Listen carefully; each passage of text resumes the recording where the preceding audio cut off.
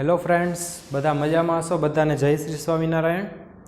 આપણે પ્રકરણ નંબર 3ની વાતો કરી રહ્યા છીએ અને પ્રકરણ નંબર 3ની અંદર ગઈકાલે આપણે કણની સંકલ્પના જોઈ, બરાબર, અને નિર્દેશ પ્રેમની થોડી ઘણી વાતો કરી, બરાબર। તો નિર્દેશ પ્રેમનું ફરી એક વખત આપણે રિવિઝન કરી જઈએ। નિર્દેશ પ્રેમ એટલે શું? તો અવલોકનકાર જે સ્થળ અને જે પરિસ્થિતિમાંથી અવલોકન કરે છે તેને નિર્દેશ પ્રેમ કહેવાય। નિર્દેશ પ્રેમ તરીકે આપણે શું લઈ શકીએ?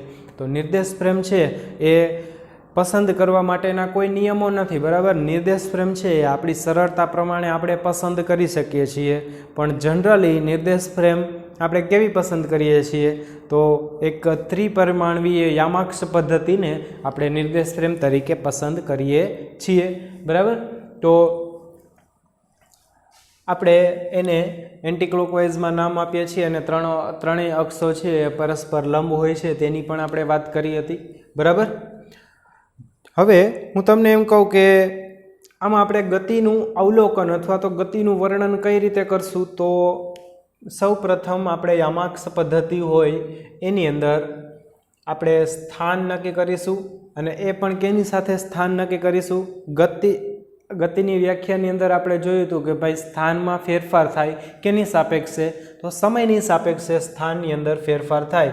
તો ધારો કે ટી બરાબર T1 સમયે પદાર્થ અહીંયા છે, તો અહીંયા આગળ તમે અહીંયા આગળ જોઈ શકો છો કે આ પદાર્થનો એક્સ યામ કંઈક આટલો હશે। અહીંયા આગળ ધારો કે 5 લઈ લઈએ, તો અહીંયા આગળ આના યામ લખી શકાય 5। એવી રીતના આ વાય છે, તો અહીંયા આગળ 10 હોઈ શકે, આ 5 હોય તો આ 10 15 હોઈ શકશે, બરાબર। તો આના યામ 15 હોય તો આને આપણે આમ કહી શકીએ કે 15, બરાબર। હવે ધારો કે આ પદાર્થ છે અહીંયાથી ગતિ કરી અને અહીંયા સુધી આવી ગયો, અને ત્યારે કેટલો સમય હતો? ટી બરાબર T2 સમય હતો, બરાબર। હવે પદાર્થ અહીંયા આગળ છે, તો અહીંયા 5માંથી એક્સ યામ ધારો કે બદલાઈ ગયો, 10 થઈ ગયો, અને આ બિંદુનો વાય યામ છે એ કેટલો થઈ ગયો? કે એ પણ ઘટીને 10 થઈ ગયો। તો અહીંયા આગળ તમે એમ કહી શકો કે એનો એક્સ યામ છે એ 10 છે અને વાય યામ છે એ 10 છે। હવે અહીંયા આગળ તમે ઓબ્ઝર્વ કરો જોઈએ, પદાર્થ છે પેલા ટી બરાબર T1 સમયે એ બિંદુ પાસે હતો, ત્યાંથી ટી બરાબર T2 સમયે ક્યાં આવ્યો? બી બિંદુ પાસે આવી ગયો, બરાબર। તો આ ગતિ દરમિયાન એનો એક્સ યામ પહેલાં કેટલો હતો? 5, અને પછી કેટલો થઈ ગયો? 10 થઈ ગયો। જ્યારે વાય યામ પહેલાં 15 હતો, પછી કેટલો થઈ ગયો? 10 થઈ ગયો, બરાબર।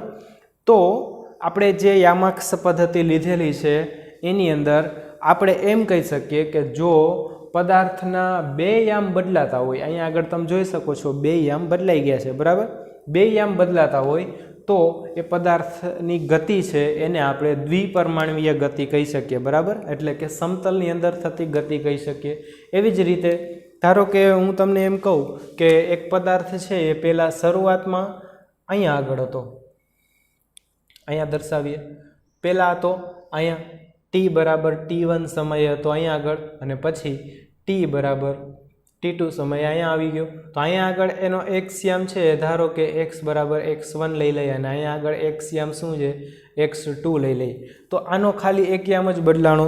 હવે જોવો જોઈએ, જ્યારે પદાર્થ ઉપરથી નીચે ગતિ કરે ને તો વાય યામ બદલાય, આગળ પાછળ ગતિ કરશે આવી રીતના તો એક્સ યામ બદલાશે, અને આમ આગળ પાછળ ગતિ કરશે તો ઝેડ યામ બદલાશે। તો આમ તો ગતિ કરતો નથી, ઉપર નીચે પણ ગતિ નથી, એની ગતિ છે ખાલી આગળ અથવા તો પાછળ જાય છે, બરાબર। તો અહીંયા આગળ કેટલો પદાર્થનો કયો યામ બદલાય છે? માત્ર ને માત્ર એક્સ જ યામ બદલાય છે, એટલે કે એક જ યામ બદલાય છે। તો એક યામ જ્યારે બદલાતો હોય ત્યારે પદાર્થની ગતિ છે એને આપણે કેવી ગતિ કહેશું? એક પરિમાણમાં ગતિ અથવા તો સુરેખ પથ પરની ગતિ। તો જોઈએ અહીંયા આગળ આપણે લખેલું છે કે સમય સાથે એક યામ બદલાય તો એને એક પરિમાણમાં ગતિ, અથવા તો એનું બીજું નામ છે સુરેખ પથ પર ગતિ, જે આપણા ચેપ્ટર નંબર 3નું નામ છે, બરાબર। તો તેને આપણે સુરેખ પથ પર ગતિ કહેશું, અને આપણે આગળના લેક્ચરમાં વાત કરી હતી એમ ઇંગ્લિશની અંદર એને કહેવાય રેક્ટિલિનિયર મોશન, બરાબર। મોશન એટલે ગતિ।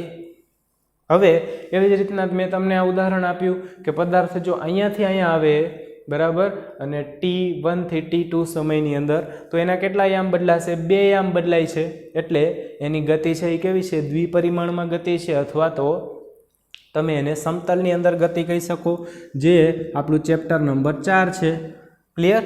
અને એને કહેવાય પ્લેનર મોશન એટલે કે સમતલની અંદર ગતિ. અને એવી જ રીતે જો પદાર્થના 3 યામ સમય સાથે બદલાતા હોય તો પદાર્થની તેવી ગતિને કેવી ગતિ કહેશું? ત્રિપરિમાણમાં ગતિ. એનો અભ્યાસ તમારે કરવાનો આવતો નથી, પણ હું તમને એક ઉદાહરણ આપી અને સમજાવી દઉં. તો આ આપણી યામાક્ષ પદ્ધતિ લીધેલી છે, બરાબર. 3 લાઈન છે એકબીજાને લંબ છે. અહીંયા આગળ તમે જોઈ શકો છો, આ એક્સ અક્ષ છે, આ વાય અક્ષ છે અને આ ઝેડ અક્ષ છે. એ આવી રીતના બાર હોય, પણ આપણે એને આ રીતે દર્શાવીએ છીએ, બરાબર. કારણ કે આ 2D અંદર આપણે દર્શાવેલું છે અને આ 3D અંદર આવું છે. તો જ્યારે આવું દોરેલું હોય ત્યારે એનો મતલબ તમારે આવો કરવો, બરાબર. બીજી એક વાત તમને કહી દઉં, આ એક્સ અક્ષ છે, આ વાય અક્ષ છે. તો આ જે સમતલ છે એને કયું સમતલ કહેવાય? એક્સ વાય સમતલ કહેવાય, બરાબર. આ જે સમતલ છે એને આપણે એક્સ ઝેડ સમતલ કહીશું અને આને આપણે વાય ઝેડ સમતલ કહીશું. તો ત્રણેય અક્ષો એકબીજાને લંબ છે, તેમ ત્રણેય સમતલ એ પણ એકબીજાને કેવા હોય છે? લંબ હોય છે. તો આ ખાસ યાદ રાખવાનું. હું તમને એમ કહું કે એક્સ ઝેડ સમતલ, તો તમારા મગજની અંદર આ પ્લેન તરત આવી જવું જોઈએ, બરાબર. એક્સ અને ઝેડ રેખાને સમાવતું સમતલ એટલે એક્સ ઝેડ સમતલ. આને કયું સમતલ કહેશું? વાય ઝેડ સમતલ. અને આને કયું સમતલ કહેશું? એક્સ વાય સમતલ. ક્લિયર? તો હું તમને ઉદાહરણ આપતો હતો ત્રિપરિમાણીય ગતિ. તો અહીંયાથી ધારો કે એક માખી છે એ ઉડે છે. તો માખી છે એ આવી રીતે ઉડતી હશે કંઈક, બરાબર. તો સમયની સાથે એનો એક્સિયામય બદલાશે, કારણ કે આમથી આમ ગતિ કરશે, આગળ પાછળ પણ ગતિ કરશે અને ઉપર નીચે પણ ગતિ કરતી હોય, બરાબર. એટલે કે અહીંયાથી જો આમ જતી હોય તો એના 3 છે એ આમ બદલાઈ જશે. તો એવી ગતિ છે એનું એનાલિસિસ કરવું પણ અઘરું હોય છે, બરાબર. એટલે એ ત્રિપરિમાણમાં ગતિ કહેવાય. અને એ આપણા સિલેબસની અંદર એટલા માટે નથી કારણ કે થોડુંક ટફ પડે, બરાબર, આ લેવલ ઉપર. ચાલો, તો ત્રિપરિમાણમાં ગતિ આપણને ખ્યાલ આવી ગયો. હવે એક કોન્સેપ્ટ જોઈએ.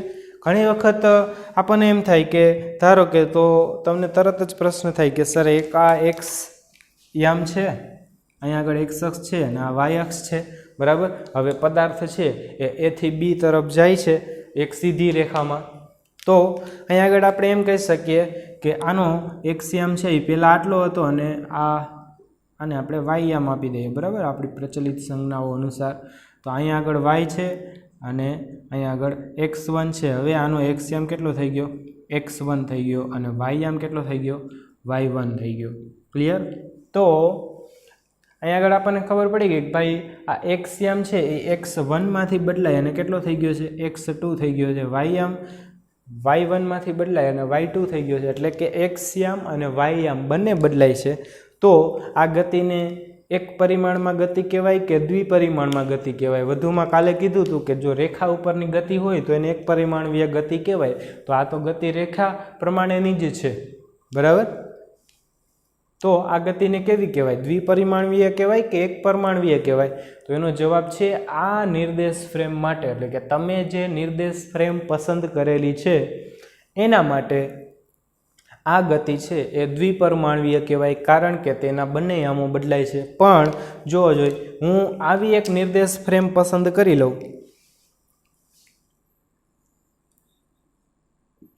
નિર્દેશ ફ્રેમ કેવી પસંદ કરવી એ પ્યોર આપણા ઉપર ડિપેન્ડન્ટ છે. આપણને જેમ સરળતા લાગે એમ નિર્દેશ ફ્રેમ પસંદ કરાય. તો આને હું એક્સ યામ લઉં અને આને વાય યામ લઈ અને આવી નિર્દેશ ફ્રેમ જો હું પસંદ કરું, બરાબર, તો આ નિર્દેશ ફ્રેમમાં આ જોજો A થી B જશે તો એ એક્સ અક્ષ ઉપર જ જાય છે, એટલે કે એક્સ અક્ષ ઉપર ગતિ કરતો હોય તો એક્સ યામ જ બદલાય. વાય યામ છે એ તો શૂન્ય રહે અને ઝેડ યામ પણ શૂન્ય હોય, બરાબર. તો ત્યારે આ નિર્દેશ ફ્રેમ માટે આ ગતિ છે એ કેવી છે? એ એક પરિમાણીય ગતિ છે. એટલે કહેવાનો મતલબ છે કે ગતિ એક પરિમાણીય હશે, દ્વિપરિમાણીય હશે કે ત્રિપરિમાણીય હશે, એનો આધાર છે એ કેના ઉપર હશે? રેફરન્સ ફ્રેમ ઉપર હશે, બરાબર. એટલે જ આપણી બુકમાં સ્ટેટમેન્ટ આપેલું છે કે નિર્દેશ ફ્રેમમાં અક્ષોની જે પસંદગી છે એ પરિસ્થિતિ ઉપર આધારિત છે, બરાબર. કે કઈ પ્રકારની પરિસ્થિતિ છે એ પ્રમાણે આપણે નિર્દેશ ફ્રેમ પસંદ કરવી જોઈએ. જેવી તમે નિર્દેશ ફ્રેમ પસંદ કરશો એ પ્રમાણેની એ ગતિ થશે, બરાબર. આ ગતિ જોવો જોઈએ, આ નિર્દેશ ફ્રેમ પસંદ કરશો તો એક પરિમાણીય ગતિ થશે ને એક પરિમાણીય ગતિનું એનાલિસિસ સહેલું હોય. આવી પ્રકારની રેફરન્સ ફ્રેમ તમે લેશો તો એ ગતિ કેવી થઈ જશે? દ્વિપરિમાણીય ગતિ. તો એક્સ અને વાય આમ બંનેને તમારે કન્સિડર કરવા પડશે. વેગના પણ બે ઘટકો બનશે, એક્સ દિશાનો ઘટક, વાય દિશાનો ઘટક, બરાબર. તો એ મેનેજ કરવું થોડું બહુ થઈ જાય. આ સમતલમાં ગતિ થઈ જશે, બરાબર. આ નિર્દેશ ફ્રેમ માટે ક્લિયર થયું? તો નિર્દેશ ફ્રેમ છે એ આપણે કેવી રીતે નક્કી કરવી જોઈએ? તો કે પરિસ્થિતિને ધ્યાનમાં રાખીને નક્કી કરવી જોઈએ. અને દર વખતે એવું પણ જરૂરી નથી કે 3 અક્ષો છે એને આપણે નિર્દેશ ફ્રેમની અંદર દર્શાવી દઈએ, બરાબર. નિર્દેશ ફ્રેમમાં કેટલા અક્ષો રાખવા, બરાબર, એટલે કે અક્ષોની પસંદગી. અક્ષોની પસંદગી શબ્દનો મતલબ શું? કેટલા અક્ષો રાખવા, બરાબર. એ કેના ઉપર આધારિત છે? તો કે પરિસ્થિતિ ઉપર આધારિત છે. જો એક પરમાણવીય ગતિ હોય તો તમે એક અક્ષ લઈ લો રેફરન્સ ફ્રેમ તરીકે તો પણ ચાલે, અને દ્વિપરિમાણમાં ગતિ હોય તો તમારે બે અક્ષ લેવી પડે, એક્સ અને વાય. એક પરમાણવીય ગતિ હોય, ધારો કે એક કણની ગતિ છે અહીંથી અહીંયા સુધીની છે, તો તમે નિર્દેશ ફ્રેમ કેવી પસંદ કરશો? આવી નિર્દેશ ફ્રેમ પસંદ કરશો. આ એક્સ અક્ષ માત્ર લીધી અને એને નિર્દેશ ફ્રેમ થઈ જાય, બરાબર. અને અહીંયા આગળ તમે નામ આપી દેશો. આ બિંદુ છે 0, તો અહીંયા તમને ખબર જ હોય આ ધન એક્સ અક્ષ છે અને આ ઋણ એક્સ અક્ષ છે, બરાબર. આ ધન એક્સ અક્ષ થશે, આ ઋણ એક્સ. આ બાજુના બધા અંતરો ધન, આ બાજુના બધા અંતરો ઋણ. ક્લિયર? તો આ વસ્તુ તમને ખબર છે. દ્વિપરિમાણમાં કોઈ ગતિ થતી હોય તો તમારે આવી રીતના યામ પદ્ધતિ લેવી પડે. ત્રિપરિમાણમાં થતી હોય તો 3 અક્ષોને લેવી પડશે, બરાબર. તો આટલું મને લાગે છે. હજી એક આપણે એક્ઝામ્પલ જોઈએ કે અક્ષોની પસંદગી ઉપર અથવા તો નિર્દેશ ફ્રેમ કઈ લ્યો છો એના ઉપર એ નક્કી થશે ગતિ એક પરિમાણમાં છે કે દ્વિ.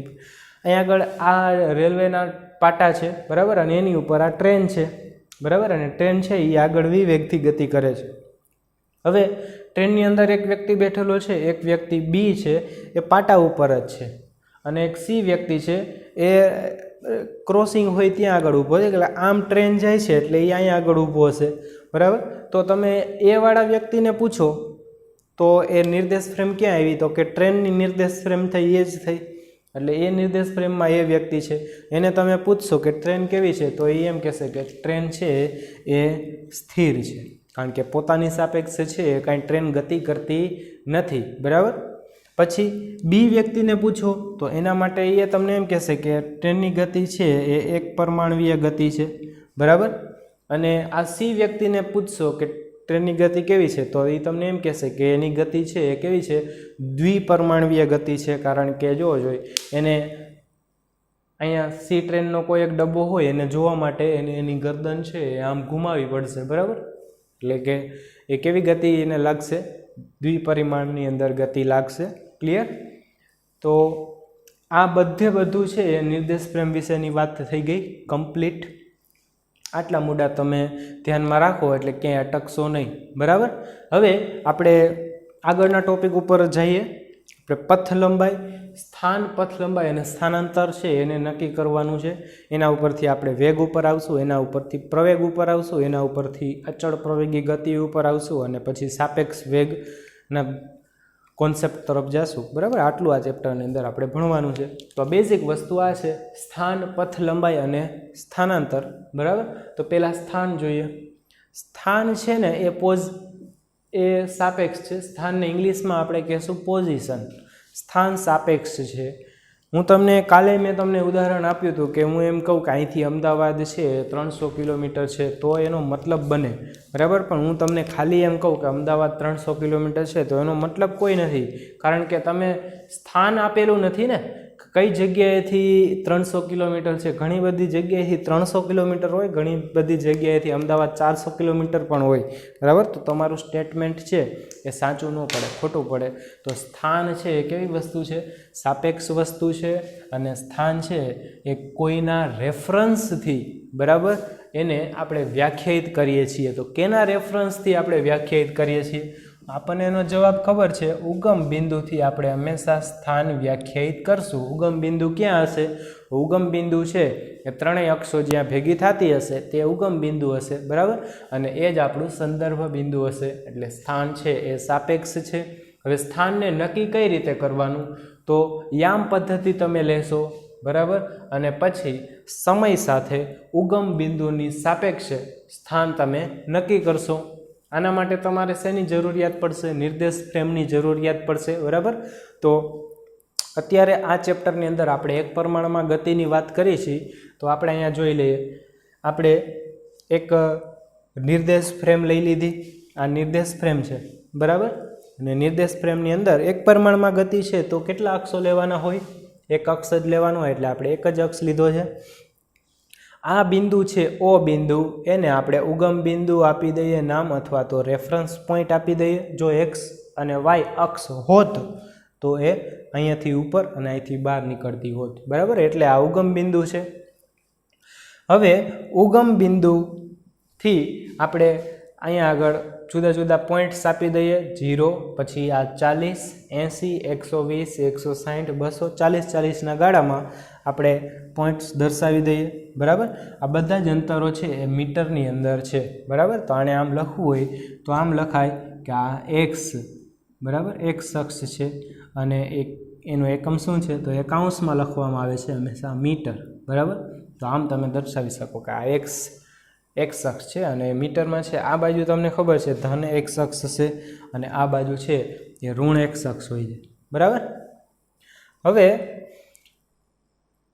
હું તમને એમ કહું કે એક કણ છે અથવા તો એક વ્યક્તિ છે, આપણી બુકમાં આપેલું છે એક કાર છે, બરાબર.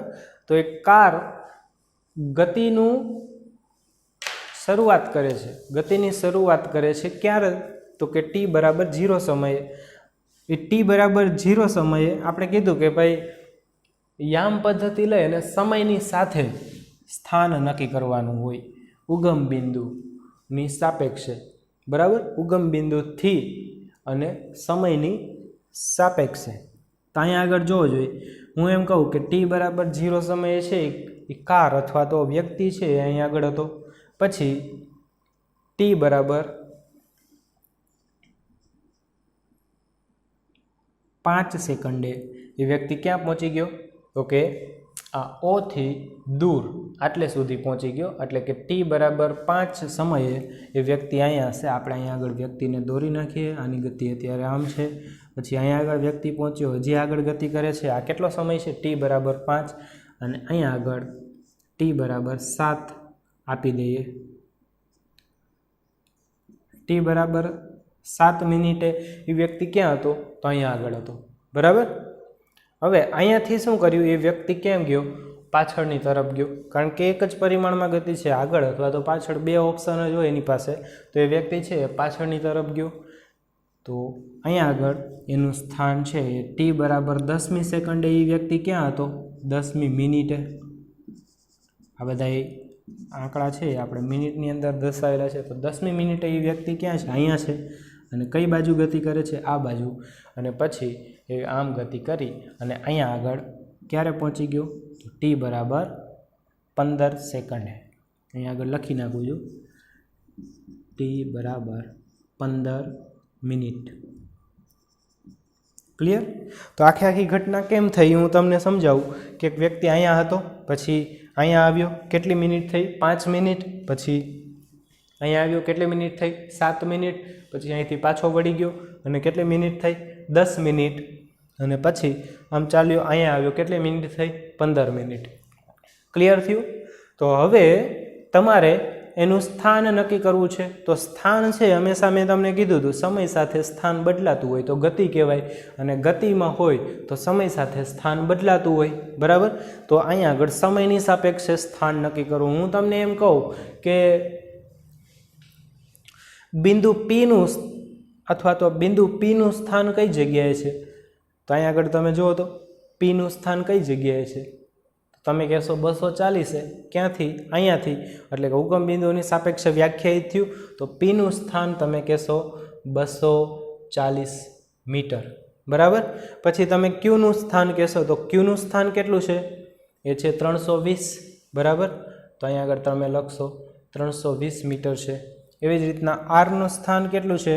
તો Rનું સ્થાન તમે લખશો 160 મીટર, બરાબર. તો જે અહીંયા આગળ આંકડો આપેલો છે એ એનું સ્થાન દર્શાવે છે. ક્લિયર થઈ ગયું? અચ્છા, તો તો પણ સ્થાન છે અહીંયા આગળ આપણે સમયની તો વાત કરી જ નહીં. તો ઘણી વખત એવું પણ હોય છે કે સમયની સાપેક્ષે જ આપણે સ્થાન નક્કી કરવાનું હોય. તો હું તમને એમ કહું કે ભાઈ ટી બરાબર 0 સમયે કેટલું સ્થાન હશે, અહીંયા આગળ આવી રીતના પણ હોય. ટી બરાબર 0 સમયે સ્થાન તો કેટલું છે, ટી બરાબર 0 સમયે પદાર્થ ક્યાં હતો, 0 મીટર ઉપર હતો. એવી જ રીતના હું ટી બરાબર 5 મિનિટે, તો ટી બરાબર 5 મિનિટે પદાર્થ ક્યાં છે, તો 240 મીટરે. એવી જ રીતના ટી બરાબર 10 મિનિટે પદાર્થ ક્યાં છે, તો ટી બરાબર 10 મિનિટે પદાર્થનું સ્થાન, તો 10 મિનિટે તમે પદાર્થનું સ્થાન લખશો 160. એવી જ રીતના ટી બરાબર 15 મિનિટે પદાર્થનું સ્થાન તો કેટલું આવશે, -120. એટલે તમે શું લખશો, -120. બરાબર. માઇનસનો અહીંયા આગળ પર્ટિક્યુલર મતલબ છે. માઇનસનો શું મતલબ છે, તો ભૌતિક વિજ્ઞાનમાં દરેક નિશાની માઇનસ અને પ્લસ એનો ચોક્કસ મતલબ છે. ખાલી એવું નથી કે માઇનસ લખવા માટે લખી નાખ્યું. અહીંયા આગળ માઇનસ મતલબ શું છે, તો જોજો આ ઉગમ બિંદુ છે, ઉગમ બિંદુથી આ તરફના બધા જ અંતરો છે એને આપણે ધન લઈએ છીએ, આ બધા બાજુના બધા અંતરો છે એને ઋણ લઈએ છીએ. તો અહીંયા ધન લખેલું છે +240, તો એનો મતલબ એવો થાય કે એ પદાર્થ છે ઉગમ બિંદુથી જમણી બાજુ હશે. અને અહીંયા આગળ માઇનસ આવશે તો તમને તરત ખબર પડશે કે કઈ બાજુ છે, એ ડાબી બાજુ છે. બરાબર. એટલે આનું સ્થાન કેટલું થશે, -120 મીટર થશે. ક્લિયર થઈ ગયું. તો સ્થાન બાબતે આપણે આટલું જ સમજવાનું હતું. બરાબર. ચોક્કસ સમયે ઉગમ બિંદુથી કોઈ ચોક્કસ સ્થાન હોય છે પદાર્થને. બરાબર. સમયની સાપેક્ષે આપણે રેકોર્ડ કરવાનું છે. ક્લિયર થઈ ગયું. ચાલો, એકવાર સ્થાન નક્કી થઈ જાય પછી આપણે પથ લંબાઈ નક્કી કરશું. પથ લંબાઈ એટલે શું, તો ટૂંકમાં હું તમને કહું કે પદાર્થે કાપેલું જે કુલ અંતર હોય ને એને શું કહેવાય, પથ લંબાઈ કહેવામાં આવે છે. બરાબર. પથ લંબાઈ એટલે કાપેલું કુલ અંતર. હવે આપણે ઉદાહરણ લઈ, આપણું આ ઉદાહરણ આપેલું છે ટેક્સ્ટ બુકનું ઉદાહરણ છે. બરાબર. અને આની અંદર ઘણાને એમ થાય કે તો સર અમારે આ વસ્તુ યાદ રાખવાની નથી. તમને આવું કોઈ પણ બીજું ઉદાહરણ તમારી રીતે લઈ અને પણ તમે સમજાવી શકો છો, પણ એમાં ક્યાંય ભૂલ રહેવી જોઈએ નહીં. બરાબર. તો આવું આ આંકડા તમારે શબ્દશઃ યાદ રાખવા જરૂરી નથી, પણ આના જેવું કોઈ પણ ઉદાહરણ લઈ તમે સમજાવી શકો છો. અને આ વસ્તુ છે એ બુકની અંદર આપેલી હશે, પણ એ અલગ રીતે આપેલી હશે. તો તમે મેં સ્થાન લખેલું છે તો સ્થાન સમજાવો તો આ બધી વસ્તુ તમારે લખી નાખવાની. બરાબર. એ એક પ્રોપર રીતે આપણે લખાણ લખવાનું રાખવું જોઈએ.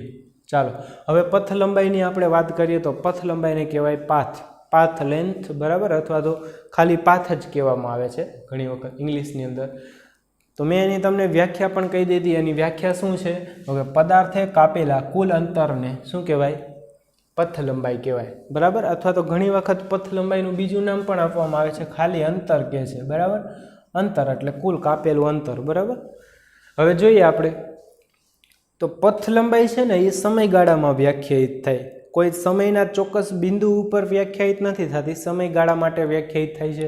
હું તમને એમ કહું અહીંયા આગળ કે ટી બરાબર 0 સમયે પદાર્થ ક્યાં હતો, અહીંયા હતો. પછી ટી બરાબર 5મી મિનિટે પદાર્થ ક્યાં હતો, અહીંયા હતો. બરાબર. આ પદાર્થની ગતિ તો તમને ખ્યાલ જ છે, તેમ છતાંય હું દોરી દઉં કન્ફ્યુઝન ન થાય એટલે. પહેલાં પદાર્થ છે એ આમ ગયો, પછી અહીંયા આગળથી ટર્ન મારી અને પદાર્થ આમ આવ્યો, અને પછી એ પદાર્થ અહીંયા આગળ આવીને સ્ટોપ થઈ ગયો. બરાબર. તો આ સ્ટોપ અંતર છે અને આવી રીતના પદાર્થ આવ્યો હતો, અને આ એનો સ્ટાર્ટિંગ પોઈન્ટ છે. બરાબર. આખી ગતિ આમ થાય છે, અને આ એક પાછું હકીકતે આમથી આમ નથી આવ્યું, એ તમે સમજો. આ લાઈન ઉપર જ ચાલે છે. બરાબર. ચાલો, તો હું એમ કહું કે ભાઈ 0 થી 5 મિનિટમાં એને કેટલું અંતર કાપ્યું, પથ લંબાઈ અથવા તો અંતર. તો કે 0 થી 5 મિનિટની અંદર એની પથ લંબાઈ કેટલી છે, તો 0માં એ ક્યાં હતો, અહીંયા આગળ હતો. પછી 5 મિનિટે ક્યાં હતો, 240 પાસે હતો. બરાબર. તો કેટલું થયું, 240. તો અહીંયા આગળ તમે શું લખશો, 240 - 0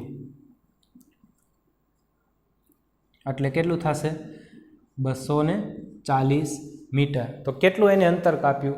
તો કે 240નું અંતર કાપ્યું। એવી જ રીતના તો હું એમ કહું કે 0 થી 10 મિનિટમાં કેટલું અંતર કાપ્યું? હવે જોજો 10 મિનિટમાં એટલે કે પહેલાં તો અહીંયાથી એ અહીંયા આવ્યો ત્યારે 7 મિનિટ થઈ હતી, બરાબર।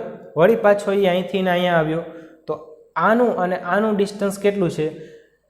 કેટલું ટોટલ અંતર કાપ્યું? તો કે અહીંથી ને અહીંયા આવ્યો અને પછી 10મી મિનિટે એ અહીંયા છે તો આ ડિસ્ટન્સ કેટલું થશે? 320। તો એ લખી નાખું 320 વત્તા અહીંયાથી અહીંયા કેટલું થયું? આ 320 અને 160, 16 દુ 32 એટલે આ ડિસ્ટન્સ કેટલું છે? 160 છે તો પ્લસ 160। જોજો તમે આ ખાસ આ વસ્તુ ક્લિયર થઈ તમને? 0 થી 10મી મિનિટમાં એને કેટલું અંતર કાપેલું છે અથવા તો એની પથ લંબાઈ કેટલી છે? તો 320 પ્લસ 160 થશે। સરવાળો તમારી રીતે કરી લેજો। એવી જ રીતના હું તમને એમ કહું કે ટી બરાબર 0 થી 15 મિનિટમાં કેટલી એની પથ લંબાઈ છે? તો અહીંયાથી ગણો તમે, આ 320 બરાબર, અહીંયા આગળ પહોંચ્યો, ત્યાંથી અહીંયા આગળ પહોંચ્યો એટલે બીજું 320 આમ ગયો, પછી આમ આવ્યો 320 પ્લસ 320 પ્લસ અહીંયાથી અહીંયા જશે ત્યારે કેટલું થશે? 15 મિનિટ થશે, બરાબર। એટલે આમ ગયો। હવે અહીંયા આગળ ખાસ જોજો પથ લંબાઈ છે એ હંમેશા ધન હોય। આટલું અંતર એને કાપેલું છે, બરાબર, ભલે વિરુદ્ધ દિશામાં કાપેલું છે અથવા તો એ ઉલટી દિશામાં કાપેલું છે એ આપણે જોવાનું નથી, કારણ કે પથ લંબાઈ છે અદિશ રાશિ છે, બરાબર। તો અહીંયા આગળ આ 120 આપણે એડ કરીશું, માઇનસ એડ નહીં કરીએ એટલે અહીંયા આગળ 120 થશે। તો આ સરવાળો છે એ તમે જોઈ લેજો, બરાબર। હવે હું ઘણીવાર એમ કહું કે ભાઈ 10 થી 15 મિનિટમાં એની પથ લંબાઈ કેટલી? તો 10મી મિનિટ ક્યાં આગળ આવેલી છે? 10 અહીંયા આવેલી છે, ઓકે। 10 એટલે કેટલું છે? એ અહીંયા આગળ પહેલું સ્થાન એનું આ લઈ લેવાનું કે અહીંયા હતો શરૂઆતમાં, બરાબર। 10મી મિનિટે છે એનું સ્થાન છે અહીંયા આગળ છે અને પછી 15 છેલ્લે ક્યાં આવી ગયો? અહીંયા આગળ આવી ગયો, બરાબર। તો અહીંયાથી આટલું ડિસ્ટન્સ જેટલું થતું હોય એટલું અંતર એને કાપેલું કહેવાય। તો અહીંથી તમને ખબર છે આ ડિસ્ટન્સ કેટલું થયું? 160 એટલે 160 પ્લસ આ ડિસ્ટન્સ કેટલું થયું? 120 તો 120। તો આ રીતે સમયગાળાની અંદર આપણે પથ લંબાઈ છે એને વ્યાખ્યાયિત કરી શકીએ। ટૂંકમાં હું તમને એમ કહું કે પથ લંબાઈ એટલે ટોટલ કાપેલું અંતર, એમાં ધન કે ઋણ અંતર ગણવાનું હોતું નથી। કુલ જેટલું કાપ્યું એ બધું જ ગણી લેવાનું હોય છે। અહીં આગળ જોજો એક વ્યક્તિ છે એ પહેલાં આમ જાય, પછી આમ, પછી આમ, પછી આમ, પછી આમ, પછી આમ ને આમ, અને એમ કરીને અહીંયા પહોંચે તો એને કેટલું અંતર કાપેલું કહેવાય? આ બધું જ અંતર જે કાપ્યું એને આપણે શું કહેશું? પથ લંબાઈ કહેવાય। આ બધા અંતરને પથ લંબાઈ કહેવાય। અને એનાથી શોર્ટમાં આગળ આ અંતિમ બિંદુ છે, આ પ્રારંભનું બિંદુ છે, એ બે વચ્ચેના ટૂંકામાં ટૂંકા અંતરને શું કહેવાય? સ્થાનાંતર કહેવાય, બરાબર। તો અહીંયા આગળ તમે પથ લંબાઈ ગણશો તો આ પથ લંબાઈ થશે બધી, બરાબર। અને સ્થાનાંતર કેટલું થશે? તો અહીંયાથી અહીંયા સુધીનું છે એ સ્થાનાંતર થશે। ક્લિયર થઈ ગયું બધાને, બરાબર। તો સ્થાનાંતર છે એ કાં પથ લંબાઈ જેવડું હોય કાં તો પથ લંબાઈ કરતાં કેવું હોય? નાનું હોય। તો અહીંયા પથ લંબાઈ કરતાં સ્થાનાંતર કેવું છે? નાનું છે, બરાબર। હવે સ્થાનાંતરને સમજીએ। સ્થાનાંતર એટલે શું? કે સમય સાથે પદાર્થના સ્થાનમાં થતો ફેરફાર, બરાબર। એને શું કહેવાય? આ વ્યાખ્યા ખાસ યાદ રાખવાની છે, કારણ કે આપણે એક પ્રશ્ન પૂછાશે કે પથ લંબાઈ અને સ્થાનાંતર વચ્ચેનો તફાવત આપો, 2 માર્કમાં પૂછાય તો આપણે એમાં લખવું પડશે આ વ્યાખ્યા, બરાબર।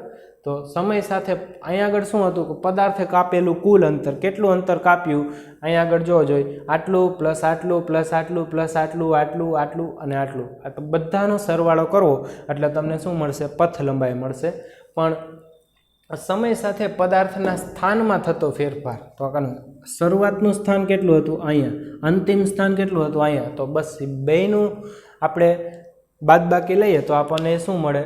તો એ સ્થાનાંતર મળશે। જો t1 સમયે પદાર્થનું સ્થાન x1 હોય અને t2 સમયે પદાર્થનું સ્થાન x2 હોય તો આ સમયગાળો કેટલો થયો? તો t2 માઇનસ t1। અહીંયા આગળ લઈ લો ભાઈ, t બરાબર આ t1 સમય અને આ t2 સમય કંઈક ધારી લઈએ આપણે, t બરાબર 1 મિનિટ કહી દઈએ અને t2 બરાબર 5 મિનિટ કહી દઈએ, બરાબર। આ 1 મિનિટ ને 5 મિનિટ, તો આખો સમયગાળો કેટલા સેકન્ડનો થયો?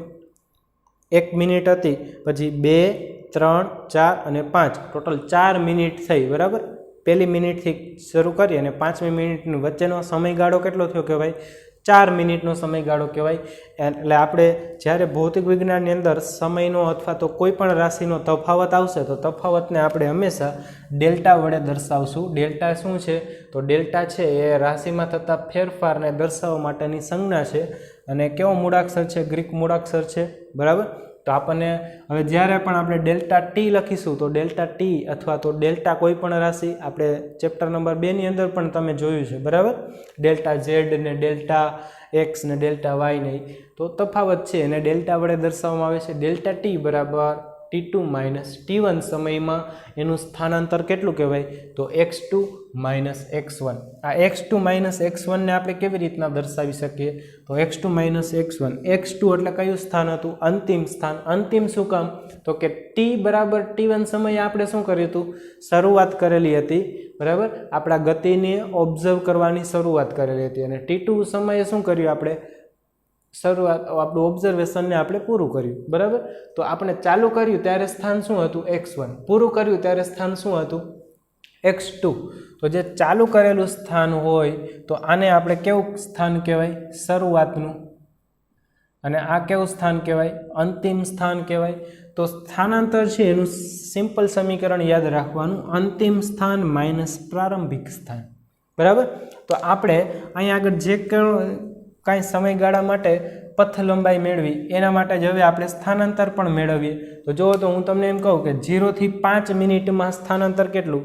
તો અહીં આગળ 0 અને અહીં આગળ 5, બરાબર. સ્થાનાંતર એટલે અંતિમ સ્થાન માઇનસ પ્રારંભિક. તો અંતિમ સ્થાન કેટલું છે? 240. પ્રારંભિક કેટલું છે? 0. તો 240 માઇનસ 0 એટલે આપણે કેટલું લખશું? 240. તો અહીંયા આગળ તમે જોઈ શકો છો કે 0 થી 5 મિનિટમાં પથ લંબાઈ અને સ્થાનાંતર બે એક જ સરખું આવ્યું, બરાબર. હવે બીજું 0 થી 10 મિનિટમાં, તો 0 થી 10 મિનિટમાં તો શરૂઆતનું સ્થાન કયું થયું? 0. અંતિમ સ્થાન 10. શરૂઆત અહીંયા, અંતિમ અહીંયા.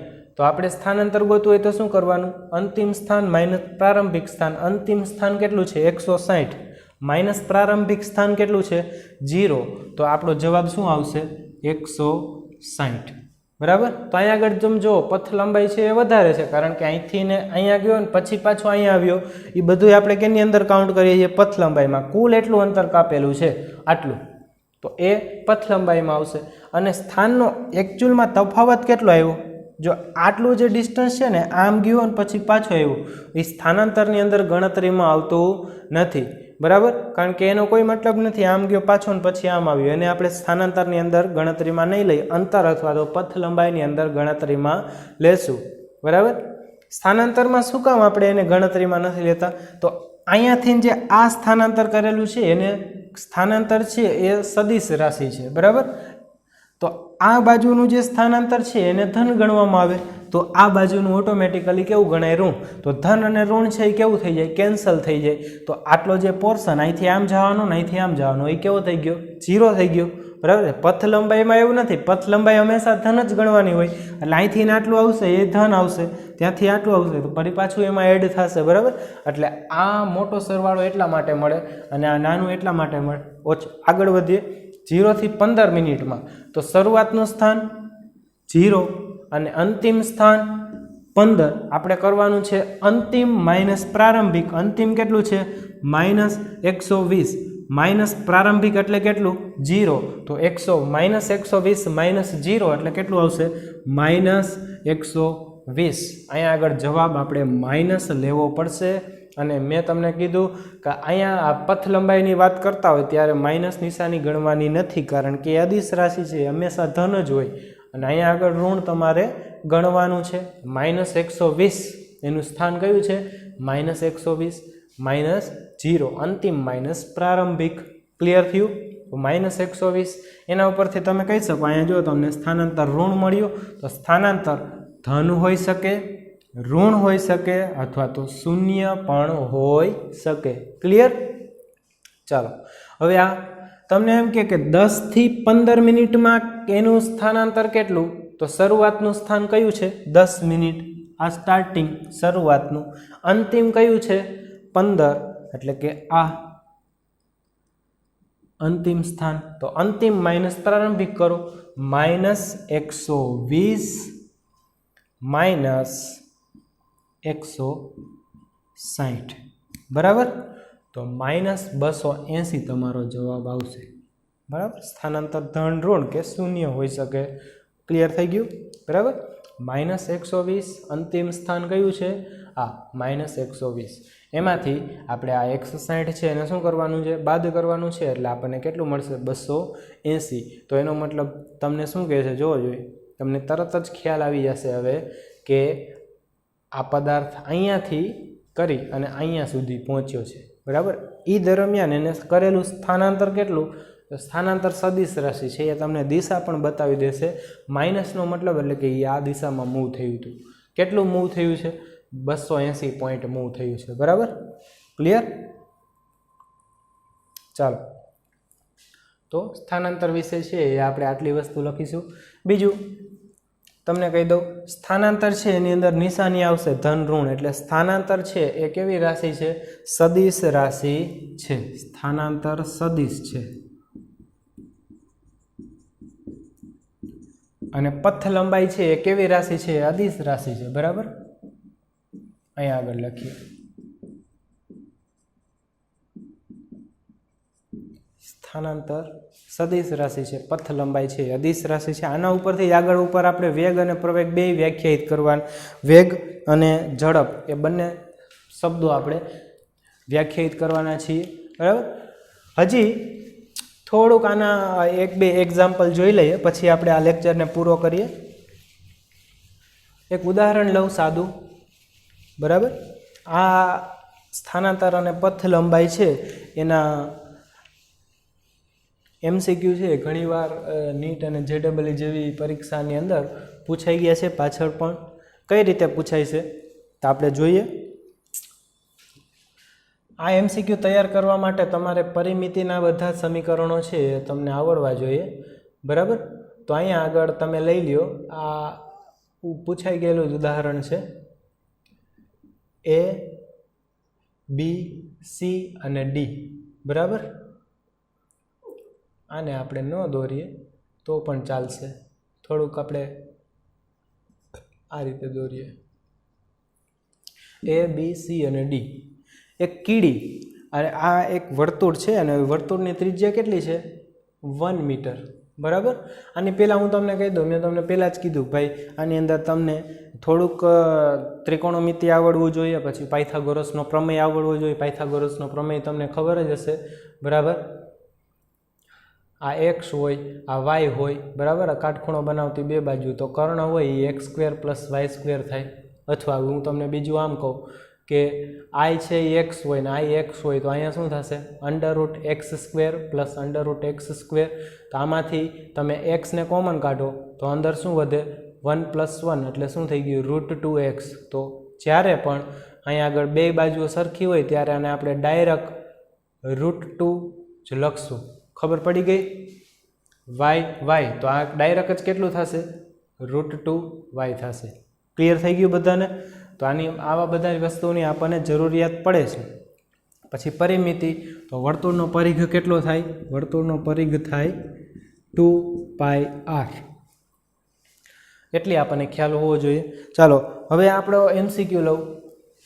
તો MCQ કંઈક આવો છે કે કીડી છે એ ABCD માર્ગે ગતિ કરે છે. ABCD માર્ગે ગતિ કરે છે. તો કીડી A થી B સુધી પહોંચે ત્યારે એને પથ લંબાઈ અને એને કરેલું સ્થાનાંતર કેટલું થશે એ તમારે શોધવાનું છે. પહેલી વાત તમે નક્કી કરવો, પહેલાં ઓબ્ઝર્વ કરવાનું થોડુંક કે ક્યાંનો પ્રશ્ન છે, ક્યાંથી આવ્યો બરાબર. તો અહીંયા આગળ તમે કહો A થી B સુધી ગઈ તો દ્વિપરિમાણમાં ગતિ છે. એક પરિમાણમાં ગતિનો આ દાખલો નથી, દ્વિપરિમાણમાં ગતિનો દાખલો છે. પણ દ્વિપરિમાણમાં આપણે જ્યારે ગતિની વાત કરશું ત્યારે ફરીને પાછું સ્થાનાંતર પથ લંબાઈની વાત નહીં કરીએ બરાબર. તો આ ઉદાહરણ ઉપરથી આપણને એકદમ સારી રીતના આપણા કોન્સેપ્ટની ક્લિયરિટી આવશે. જોઈએ, A થી B સુધી પહોંચે છે એટલે આમ ગયું.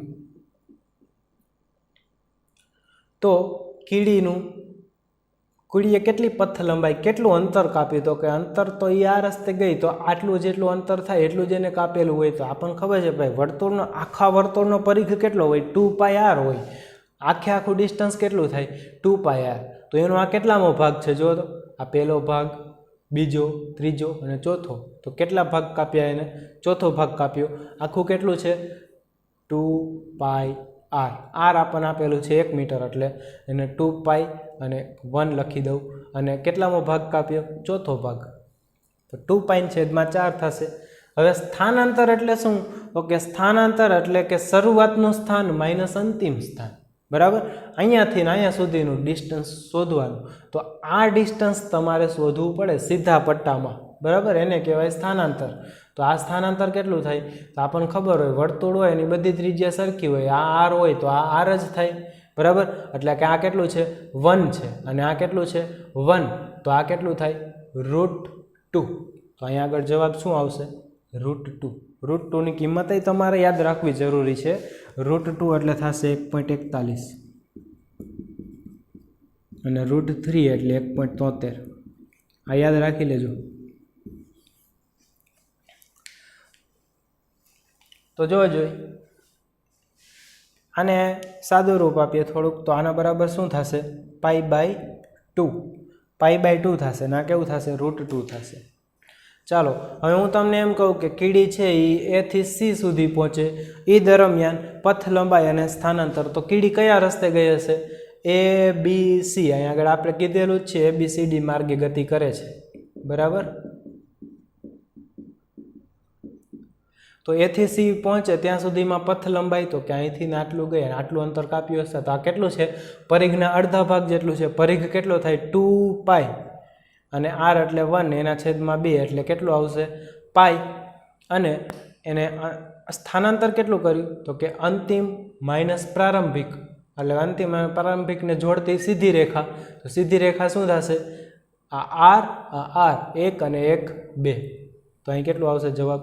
2 આવશે. અહીંયા π, અહીંયા 2. એટલે કે જોવો જોઈએ સ્થાનાંતર 3.14 થયું. સ્થાનાંતર કેટલું થયું? 2 અને પથ લંબાઈ કેટલી થઈ? 3.14. એવી રીતના હું તમને એમ કહું કે કીડી છે એ જ્યારે A થી D પહોંચે ત્યારે તો A થી D એટલે અહીંયાથી ને અહીંયા. બરાબર, તો જુઓ તો આવા કેટલા ભાગ એને કાપ્યા? 1 2 3 ભાગ કાપ્યા. પણ આ ભાગ કેવડો છે? તો કે પરિઘનો કેટલામો ભાગ છે? ચોથો ભાગ. તો આપણે પહેલાં પરિઘ લખીએ 2πr એટલે પરિઘ. એના પહેલાં આપણે કેટલા ભાગ પાડશું? 4 ભાગ પાડીએ એટલે આવા ભાગ આપણને મળે. અને એમાંથી એને કેટલા ભાગ કાપ્યા? પહેલો, બીજો અને ત્રીજો એટલે ગુણ્યા 3 કરી નાખશું. બરાબર, હંમેશા આવી રીતના લખવાની ટ્રાય કરજો તો જ તમને છે ઝડપથી અને સારી રીતના તમે સોલ્યુશન મેળવી શકશો. તો આનું થોડુંક સાદું રૂપ આપી દઈએ તો શું થશે? 3π/2. આ 2 ઉડી જશે. 3π/2. અને એને A થી D સુધી પહોંચ્યો તો A થી D સુધીનો સીધો રસ્તો, અંતિમ સ્થાન આ પ્રારંભિક સ્થાન. તો બંને વચ્ચેનું ડિસ્ટન્સ આટલું થયું. બરાબર, તો આને જ કહેવાય સ્થાનાંતર. આ r છે એટલે કે 1 છે, આ 1 છે ને આ 1 છે. તો આ કેટલું થશે? √2. તો સ્થાનાંતર કેટલું આવશે? √2. પછી પાછું એમ કહું કે ABCD અને પાછું ક્યાં પહોંચે છે? A. તો A થી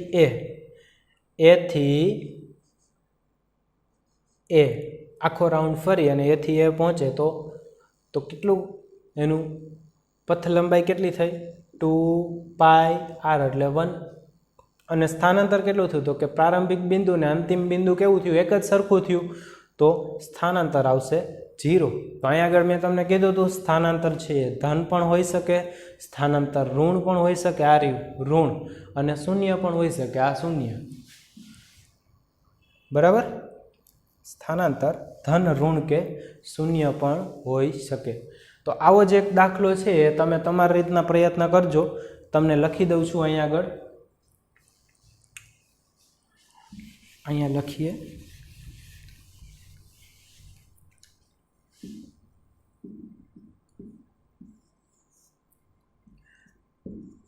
આ એક ચોરસ છે, એની બાજુઓની લંબાઈ છે એ L જ હોય બધાની. બરાબર, અને એક કણ છે ને એ ABCD એ માર્ગે ગતિ કરે છે. તો એ કણ A થી B સુધી જાય ત્યારે પથ લંબાઈ અને સ્થાનાંતર, પછી એ થી સી, એ થી ડી, એ થી એ, સી થી એ, બી થી ડી અને ડી થી એ સુધીમાં જાય ત્યારે પથ લંબાઈ અને સ્થાનાંતર કેટલા થશે એ તમારા ઉપર હું છોડું છું, બરાબર. તો આજના લેક્ચરની અંદર તમે સારી રીતના સમજી ગયા છો સ્થાન, પથ લંબાઈ અને સ્થાનાંતર, બરાબર. આ દાખલો છે તમારી રીતના જાતે સોલ્વ કરી નાખજો. ઘણા બધા વિદ્યાર્થીઓ છે એ અહીંયા આગળ બોર્ડમાં જેમ લખેલું હોય છે એમ જ લખી અને એને હોમવર્ક તરીકે આપી દે છે, પણ એ મેથડ નથી. હું જે આગળ બોલું છું એ ઉદાહરણ સાથે તમારે થોડુંક તમને સમજાય એવી રીતના, કારણ કે બોર્ડની અંદર તો શું છે કે લિમિટેડ વસ્તુ લખેલી હોય, બધી વસ્તુ લખવા બેસીએ તો લેક્ચરની લેન્થ એકદમ વધી જશે, બરાબર. એટલે થોડુંક તમે એલોબરેટ કરી અને સમજાવીને લખો ને એવી રીતના લખો કે જેથી કરીને તમે 1-2 મહિના પછી જ્યારે આપણે બીજા ચેપ્ટરની ચર્ચા કરતા હોય ત્યારે પણ એ તમારી બુક તમે વાંચો તો આ બધી વસ્તુ આપણે જે સમજાવેલી હોય એ નીકળી આવે, બરાબર. એ રીતના તમારે લખવાનું છે કે ડાયરેક્ટ આને કોપી પેસ્ટ કરવાનું નથી.